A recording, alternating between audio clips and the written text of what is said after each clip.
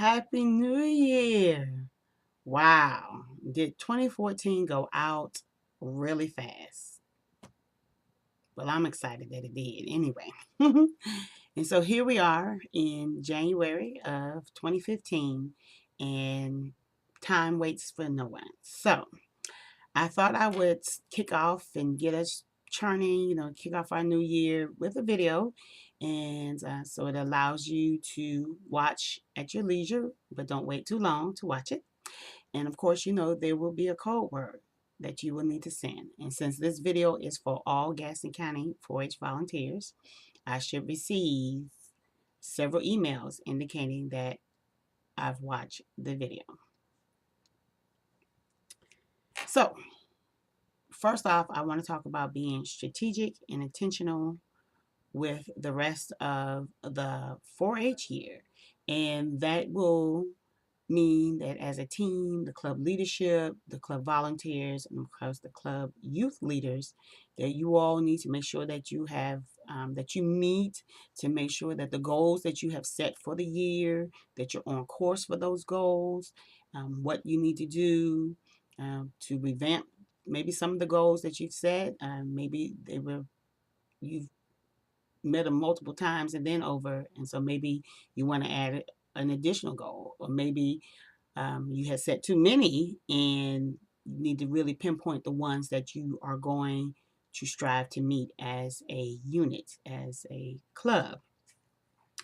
And with that being said, you want to plan for success in terms of those goals that you have set. And that is, again, looking at what needs to be done and having that already established instead of scrambling at the end and not doing the best that you could have done if you had taken the time to prepare and to work together as a unit, as a club, to plan your success. And of course, that takes into account, you know, all our other facets, all our other aspects of our lives.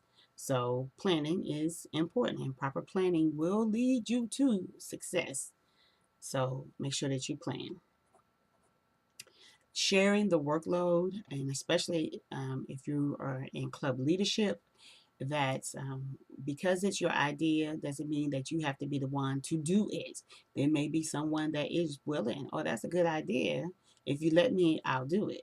Or, just saying, I don't have to be the one to do it. If someone else is willing to provide leadership for that, then let them do that. But sharing the workload so that overwhelm does not happen. And then, pieces and parts and being comfortable with releasing those things.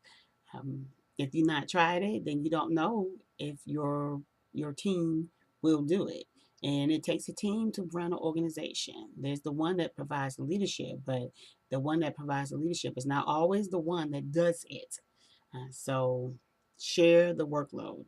And I'm doing my and us. Well, my other word is okay,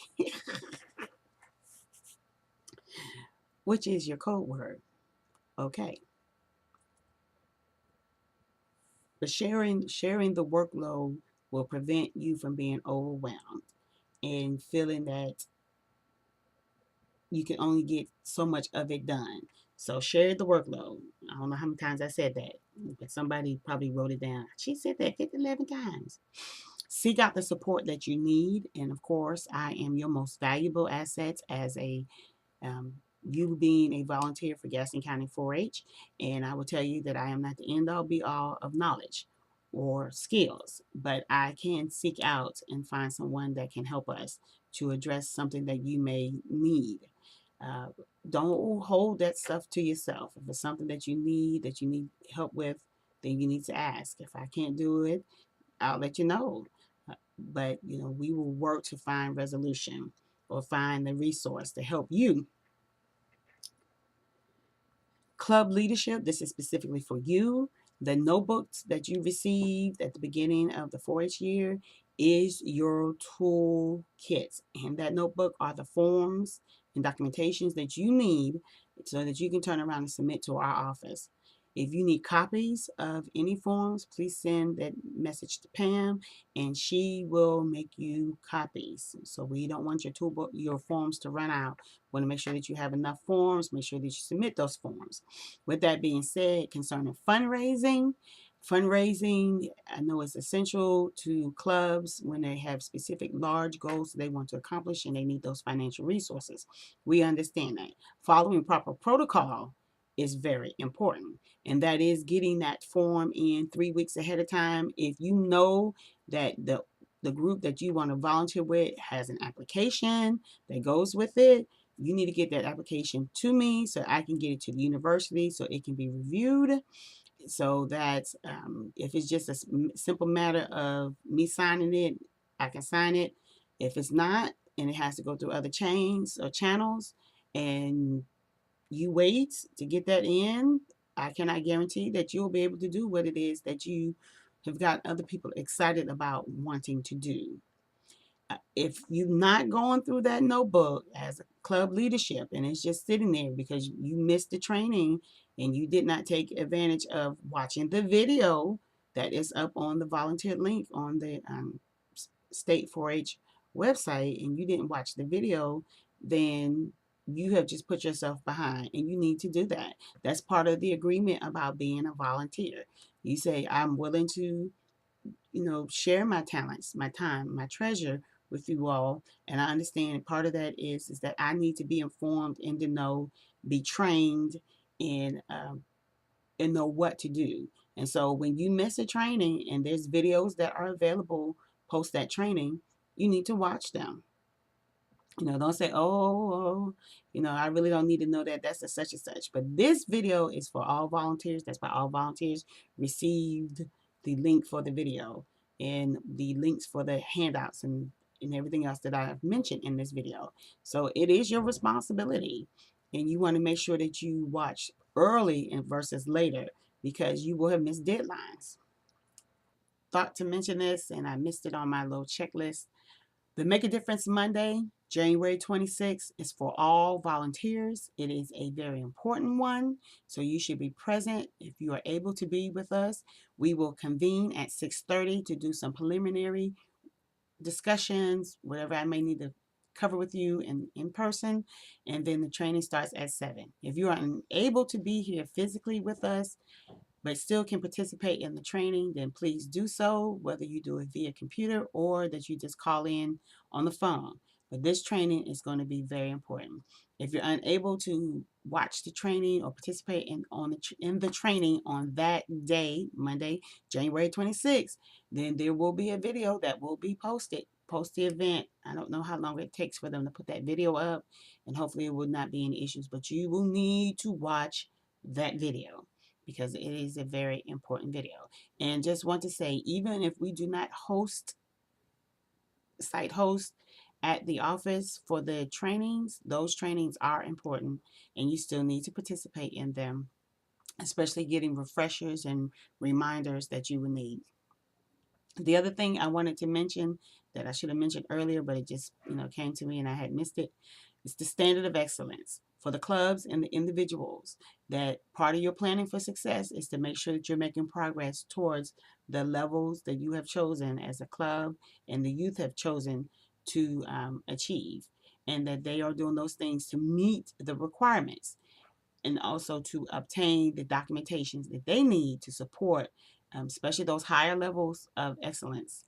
Remember, clubs are to submit a portfolio book, and in that portfolio book, you will have articles and um, applications and pictures and everything that you need that will support the criteria that you have checked off on the club application standards of excellence form. So, plan for success, strategic checkpoints for the rest of the year for the success of the youth individually and the club collectively.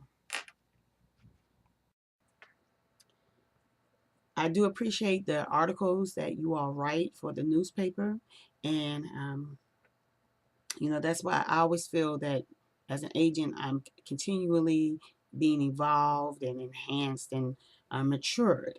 And so I never even thought about this, is that when you submit an article to the paper, people need to know who you are in relationship to Gaston County 4-H. So I'm Yolanda Good. I'm the Gaston County 4-H club leader for the Majestic Midwayers.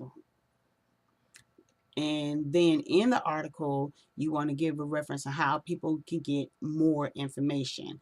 And you will get a link to a document. So all you have to do is just have it. So you say, okay, I did that and I put that in there so that it will point people back to our website and our contact information at the office. So, even when you write a field goal article that your club did, a community service project, somebody's reading that and say, oh, I would like my child to be involved in that. How will they know how to get involved if the information is not in the article?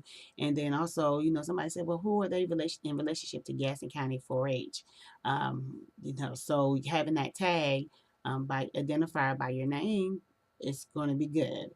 So they know, oh, she's a club leader. Oh, for the Majestic Midwayers.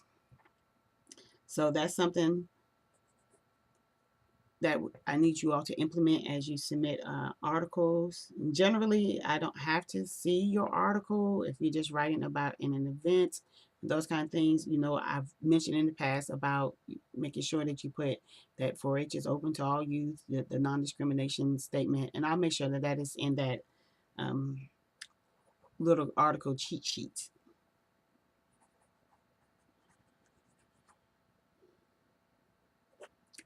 The calendar, I have done a year-long calendar. Of course, it's not complete because dates will be added, dates will be changed. It's a fluid document.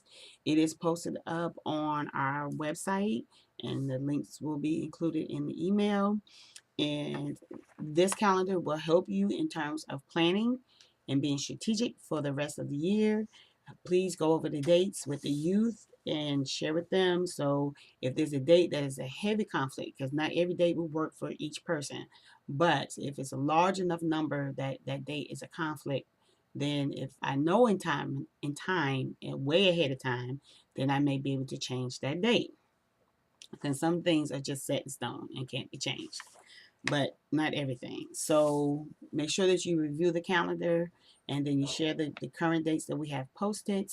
And then also mark your calendar for things that you know that you need to be in attendance.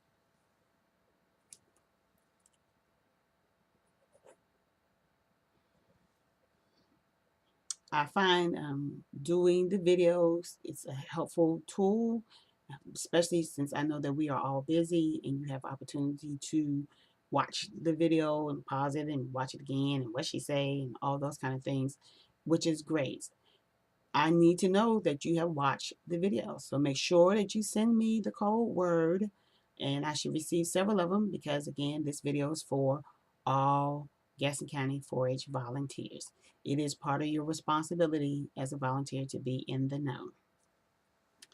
And of course, if you don't have the tools at home, you can always come to the office and watch the videos. So, with that being said, thank you so much for your time, your talent, and your treasures as you help us to make the best better with Gaston County 4-H.